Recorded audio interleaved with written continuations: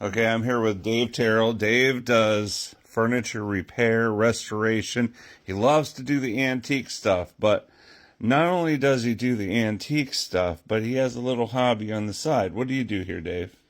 Well, I taught myself to carve, and right here you see this anhinga that you see in Florida, and they dive deep and they get waterlogged, so they got to get out and dry off their wings in the sun. And they're the most beautiful birds that I've seen in Florida when I was there.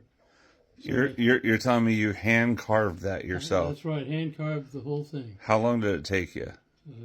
Uh, That was the answer right there. Probably 3 or 4 months, but doing furniture repair at the same time. Sure.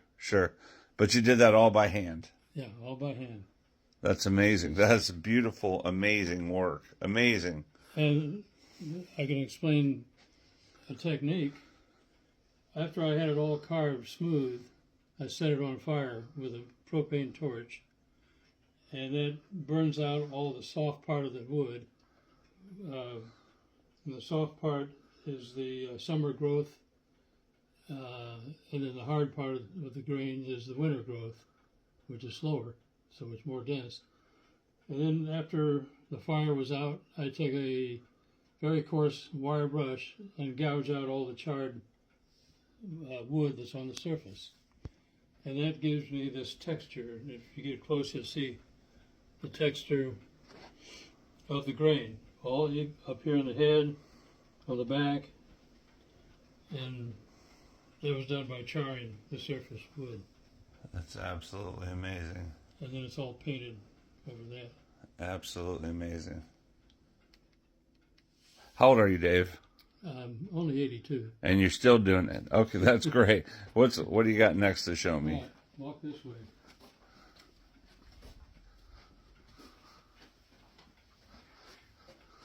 Right, these are other various ducks. Hold on before you start here.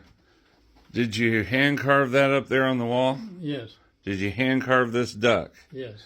Did you hand carve all of these here? Yes, indeed. Okay, go ahead and tell me what you got to say. Well, that's like an ocean-going walleye up there. And I had to pick the wood for the best grain pattern. And I chose this. It was right on the board. And so the planting starts when you pick out the wood. Sure.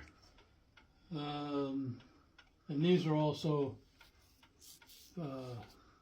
wood that I charred to get the texture. And down here, this one did all the same technique. And this is sort of an animated style, a little bit, instead of actually true to form. There's no specific duck, it's just I wanted a duck that just shows the wood grain. And you can see the circles and the grain on the top of the leaf. And this one is a pintail. Has a real long tail, like sharp as a pin. Sure. And I carve and paint those. This one is a mallard. Mallard's always, the male always has the green head and the ring. The females are not as colorful. And the next one is a loon. And you can see the grain texture right here on the neck. The last one here is actually called a wood duck. So I have a wood duck made out of wood. Okay. Okay, and you have something else you're going to show me here?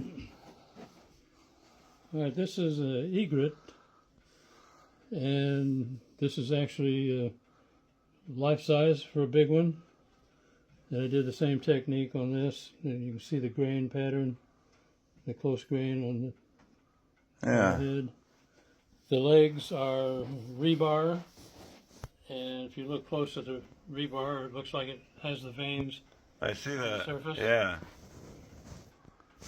And the feet are carved wood. How long ago did you do that? I can see a date on the bottom.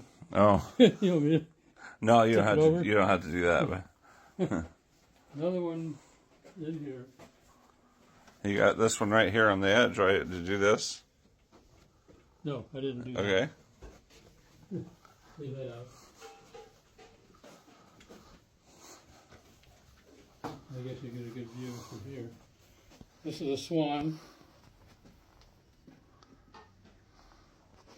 And this was set on fire as well. Mm-hmm. And you can see the deep grain pattern. That's what Sure. what I try to do on all of them. And That's- that one's heavy. And even though that's a thin neck, I can pick the whole thing up by that. I don't have to worry about it breaking Sure. or coming apart. Nice. It's pretty artistic. And that was just relaxing to do all that. Right.